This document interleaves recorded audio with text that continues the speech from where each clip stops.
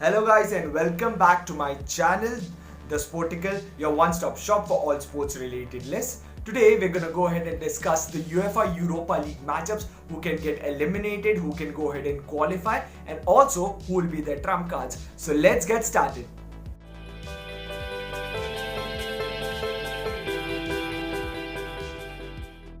So guys, in typical fashion, we are going to go ahead and start with the most interesting match of this round, which will be Bayer Leverkusen versus Inter Milan. So Inter Milan had already defeated Getafe in the last round, whereas Bayer Leverkusen just hung on to a narrow lead and went through.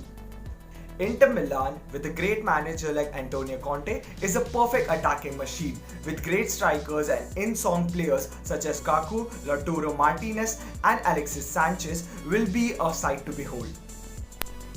But it won't be easy against the likes of Bayer Leverkusen, who have already finished outside the top 4 in the Bundesliga. That means the UEFA Europa League is their only hope of making it into the Champions League knockout stages.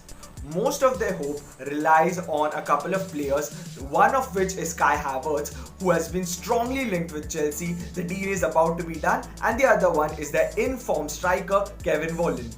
History and recent form certainly goes ahead in favours Inter Milan, considering their lavish history in the Champions League and UEFA competitions, and I'll certainly go ahead and favour them. My prediction for this match is going to be 2-1 Inter Milan. The second match we are going to go ahead and talk about is going to be Wolverhampton Wanderers versus Sevilla. This is quite an interesting matchup given that Sevilla have already won this competition thrice. That also 3 in a row under the mentorship of Unai Emery.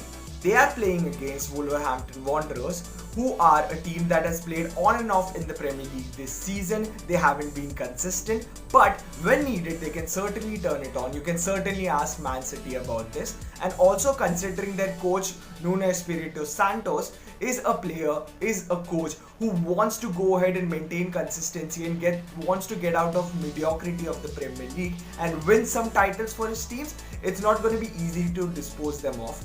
Their main players can be Jimenez as well as Adama Traore. Vital to Sevilla's chances will be 2 players in general. The first one will be Ever Banega, who has most assists for Sevilla this season with 10 assists, and their top goal scorers, Ocampos. The Argentine has already scored 14 goals, although he missed much of the season due to injury and will be central to the attack.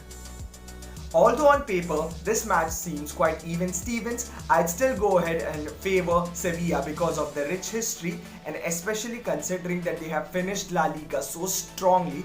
So I'll go ahead and favour Sevilla in this matchup, and I predict them to go through on penalties or either extra time.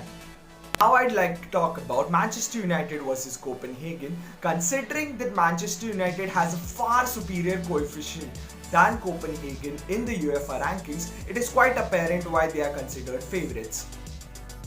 But let's not go ahead and count the chickens before they hatch. So let's be honest, Manchester United, although they have been in a red hot form, they have those minor lapses of defense in them.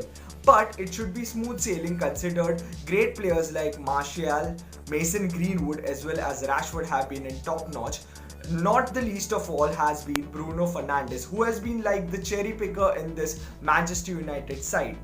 Last time that Manchester United met Copenhagen in the round of 16, that was in the year 2005, where they met at Old Trafford, and the score at that time was 3-0, and I'd certainly be putting my money on Manchester United to go through, and my prediction for this match is 3-0 to Manchester United. The final match in the Europa League, and probably the most difficult to go ahead and predict, will be Shakhtar Donetsk versus Basel of Switzerland.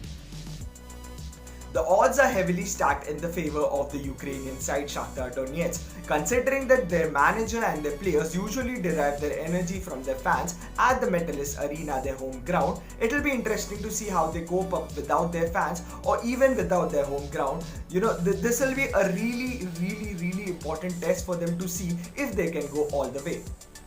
Basel, on the other hand, have been absolutely dismal this season. They have lost the Swiss Super League to Young Boys already, and they certainly need to pull up their socks if they want a fighting chance of progressing to the very next round. Considering that it's a one-off knockoff tournament this time around, it certainly favors the Minnows, but let's hope their best. My prediction for this match is going to be a narrow win for the Ukrainian Giants, Shakhtar Donetsk. So that was the video, guys. Please do leave in the comment sections if you do have any other ideas, and also if you do have any other predictions with regards to the Europa League, put them in the comment section as well. Do leave a like, subscribe to the channel if this is the first time you're visiting this channel, and do join me in the watch along of the Manchester United versus Copenhagen match that will start at 12:30 IST Indian Standard Time. And you all have a great day ahead.